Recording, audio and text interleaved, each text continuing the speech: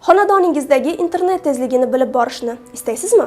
Har bir abonent o'z uyida simli internet xizmatidan foydalanishi mumkin. Tanlangan tarif rejasiga ko'ra internet tezligi belgilangan bo'ladi. Ya'ni foydalanuvchi qaysi tarifni tanlasa, operator ushbu tarifdagi tezlikni davlat standartlariga muvofiq ta'minlashi shart. Siz xonadoningizdagi internet tezligini doimiy ravishda kuzatib borishni xohlasangiz, qurilmangiz orqali mana bu saytlardan biriga kiring va tezlikni o'lchashni amalga oshiring. Unutmang, tezlikni o'lchaganda xonadoningizdagi har bir Wi-Fi qurilmadagi tezlik emas, router qurilmangizga kelayotgan jam internet tezligi hisobga olinadi. Agar u tarifda belgilangan tezlikdan past bo'lsa, operator call markaziga murojaat qiling. Murojaatingiz ijobiy hal etilmasa, O'zkomnazorat inspeksiyasining 1144 ishonch telefoniga qo'ng'iroq qiling. Huquqlaringizni biling, sifatli va tez internet xizmatidan foydalaning.